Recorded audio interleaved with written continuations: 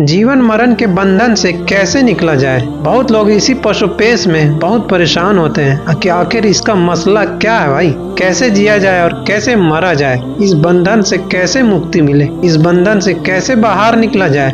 जैसे खाने के लिए, बिरयानी खाने के लिए कैसे उत्सुकता होता है, एकदम खाना है, एकदम मजा आ जाएगा, वैसे ही सीखने के लिए उत्सुकता बढ़ाइए, है ना। सीखने के लिए उत्सुकता बढ़ाइए कि आज सीखना है, जानना है, हमको हकीकत तक पहुंचना है ना, हमको हकीकत तक पहुंचना है, सच्चाई जानना है। तो आइए देखते हैं कुरान और हदीस से बिल्कुल हक बात और सच बात। और अल्लाह ताला फरमाते हैं, हर जान मौत का मजा चखने वाली है और तुम्हें पूरा बदला कयामत के दिन दिया जाएगा, और तुम्हें पूरा बदला कयामत के दिन दिया जाएगा। जो जहन्नम से बचा लिया गया और जन्नत में दाखिल कर दिया गया वही कामयाब है। सूरह आले इमरान कुरान। अब देखिए असली छुटकारा क्या है, जहन्नम से बचकर जन्नत मिल जाना, यही असली छुटकारा है मौत के बाद, यही जीवन मरण के चक्कर का खात्मा है। सुनिए अल्लाह ताला फरमाता है सूरह अल कहफ में, जो अपने रब से मुलाकात की उम्मीद रखता हो उसे चाहिए कि नेक अमल करे और अपने रब की इबादत में किसी को शरीक ना करे। सूरह अल कहफ कुरान।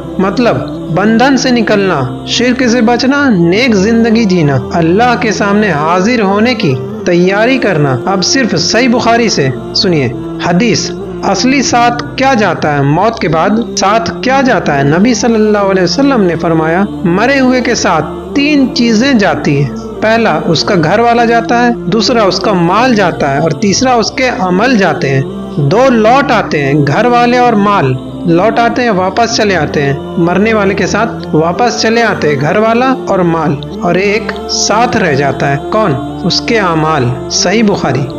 मतलब जीवन मरण के बंधन से निकलने में सिर्फ अमल काम आता है। अब हदीस, दूसरा हदीस सुनिए। रसूलुल्लाह सल्लल्लाहु अलैहि वसल्लम ने फरमाया, जो अल्लाह से मुलाकात को पसंद करता है अल्लाह भी उससे मुलाकात पसंद करता है। सही बुखारी। मतलब जो बंदा दुनिया में अल्लाह के हुक्म पर चलता है, मौत उसके लिए अजाब नहीं होता, आजादी का दरवाजा बन जाती है। मौत आजादी का दरवाजा बन जाती है ना। फाइनल हकीकत, सिर्फ जीना मरना रुकता नहीं जब तक दुनिया चलती रहे, लेकिन आखिरत में हमेशा की जिंदगी मिल जाती है। बंधन से निकलने का एक ही तरीका है, बंधन से निकलने का एक ही तरीका है, अल्लाह पर पूरा ईमान, शिर्क से दूरी, नेक अमल और हर वक्त मौत और हिसाब की तैयारी में रहना। नतीजा में जो दुनिया को आखिरत के लिए यूज करे वही मौत के बाद आजाद होता है, वही दोबारा अजाब के चक्कर में नहीं पड़ता।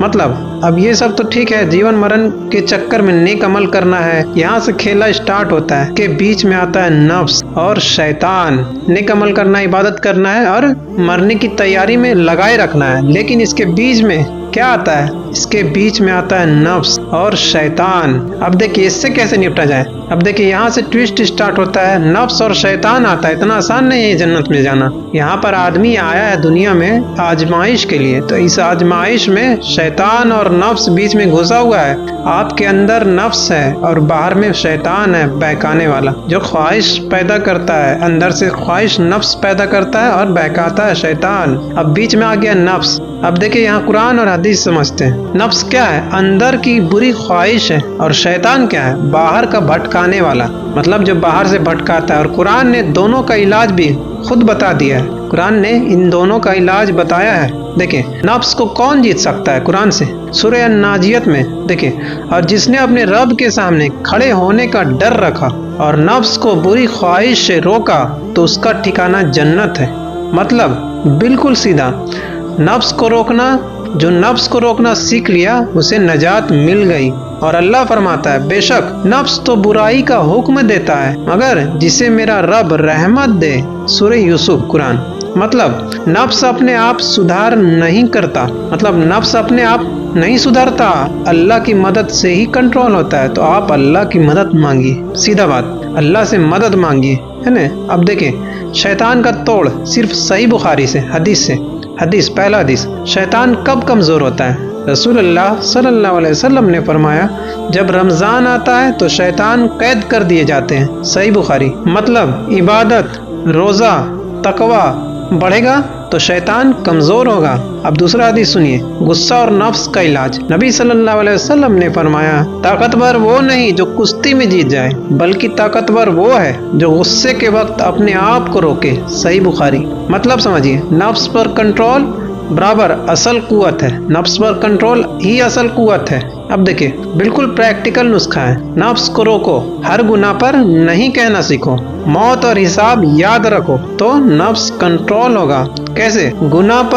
ہر گناہ پر نہیں کہنا سیکھو، خود کو روکو اور موت اور حساب کو اپنی نظر، دماغ، دل میں بیٹھا لو کہ ہم کو حساب دینا ہے اور ہم کو ایک دن مرنا ہے، جانا ہے، تو نفس کنٹرول میں رہے گا۔ اب شیطان کو کمزور کرو۔ کیسے؟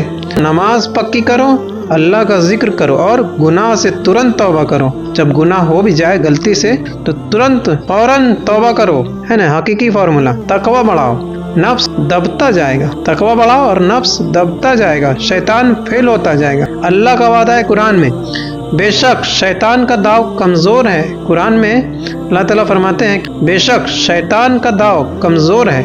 اب دیکھیے سیدھا بات، جیون مرن سے بچنے کے لیے پہلے نیک عمل کیجیے، موت کو یاد رکھیے اور اللہ سے ملنے کا امید پیدا کیجیے۔ اب دوسرا روکنے کے لیے کون آئے گا؟ نفس اور شیطان۔ اگر اس طرح اسٹیج بھی پار کر جائے گا، نفس اور شیطان کو پہچان لیجیے گا، خود کو روکیے گا برائی سے، گناہ سے، تو اس میں بھی پار کر جائے گا۔ اب تیسرا اسٹیج، اب یہ دونوں سے پار کر گئے تو تیسرا اسٹیج کیا آتا ہے؟ تیسرا اسٹیج دیکھیے شیطان کا دھوکہ آتا ہے۔ اب دیکھیے آپ وہ شیطان اور نفس کیسے آپ کو دھوکہ دیتا ہے۔ دیکھیے اللہ تعالیٰ فرماتا ہے شیطان نے کہا میں انہیں گمراہ کروں گا، انہیں جھوٹی امیدیں دلاؤں گا۔ سورہ نساء قرآن۔ مطلب شیطان گناہ کو اچھا بنا کر دکھاتا ہے اور دل میں ڈالتا ہے کہ ابھی زندگی باقی ہے، بہت باقی ہے زندگی، بعد میں توبہ کر لیں گے۔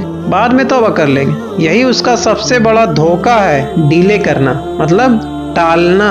اور اللہ فرماتا ہے کہ شیطان تمہیں فقر سے ڈراتا ہے اور بے حیائی کا حکم دیتا ہے۔ سورہ بقرہ قرآن۔ مطلب اللہ کے راستے سے روکتا ہے، گناہ کو نارمل بنا کے دکھاتا ہے، گناہ کو نارمل بنا کے دکھاتا ہے آپ کو۔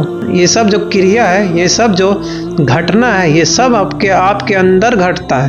نفس شیطان اور روح میں جو جنگ ہوتا ہے، نفس شیطان اور روح میں جو جنگ ہوتا ہے سب آپ کے اندر ہوتا ہے، کہیں باہر نہیں گھٹے گا۔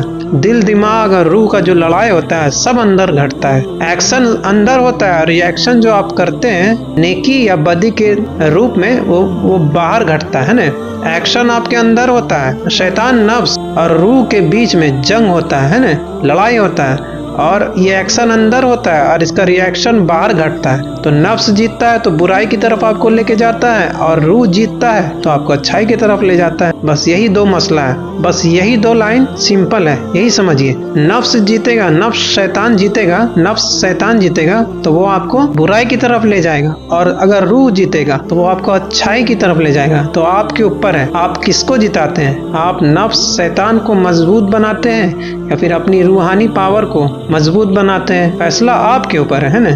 نفس کا سب سے خطرناک جال قرآن سے اللہ تعالیٰ فرماتا ہے کیا تم نے اس کو دیکھا جس نے اپنی خواہش کو اپنا معبود بنا لیا، جس نے اپنی خواہش کو اپنا معبود بنا لیا۔ سورہ جاتھیہ قرآن۔ یہاں پر اللہ تعالیٰ فرما رہے ہیں کیا تم نے اس کو دیکھا جس نے اپنی خواہش کو اپنا معبود بنا لیا۔ خواہش مینس نفس کو ہی اپنا معبود بنا لیا، مطلب خدا بنا لیا، نعوذ باللہ۔ مطلب جب انسان بولے دل چاہتا ہے، مجھے اچھا لگتا ہے، اور اللہ کا حکم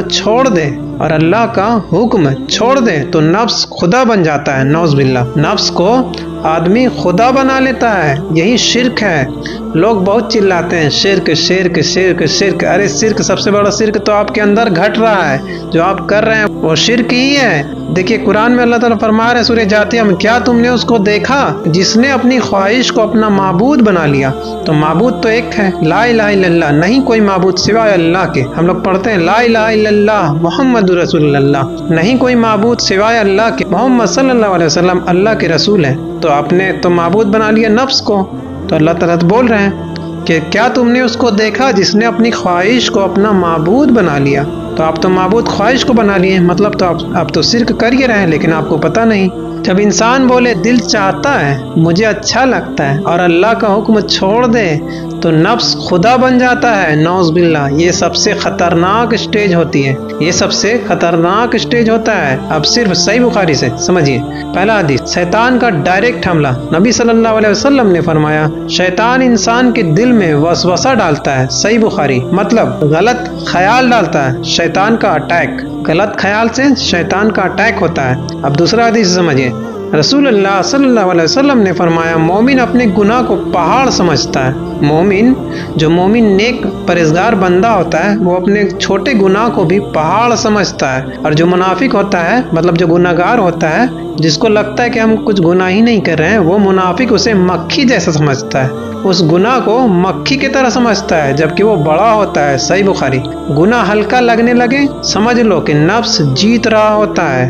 रसूलुल्लाह सल्लल्लाहु अलैहि वसल्लम ने फरमाया, मोमिन अपने गुनाह को पहाड़ समझता है और मुनाफिक उसे मक्खी जैसा समझता है। तो आप समझ लीजिए, मोमिन जो होता है वो अपने गुनाह को पहाड़ समझता है और मुनाफिक जो होता है वो अपने गुनाह को मक्खी जैसा समझता है। तो समझ लीजिए, सही बुखारी। मतलब गुनाह हल्का लगने लगे अगर, तो समझ लीजिए कि नफ्स जीत रहा होता है। अब हकीकी नतीजा कुरान और हदीस का बिल्कुल शॉर्ट में, शैतान का धोखा, अभी वक्त है, तौबा कर लेना, सुधर जाना बाद में। ये शैतान का धोखा होता है, नफ्स का जाल है। नफ्स का जाल देखिए, दिल जो चाहे वही सही, दिल जो चाहे वही सही, ये नफ्स का जाल होता है। और जो इन दोनों को मान लेता है वो धीरे धीरे अल्लाह से दूर होता चला जाता है। बचने का कौन सा रास्ता है? बचने का एक ही रास्ता है, गुनाह को गुनाह समझना, मौत को करीब समझना, अल्लाह के हुक्म को दिल से बड़ा मानना। समझ लीजिए कि गुनाह को गुनाह समझिए, मौत को करीब समझिए और अल्लाह के हुक्म को अपने दिल से, अपने आप से बड़ा जानिए,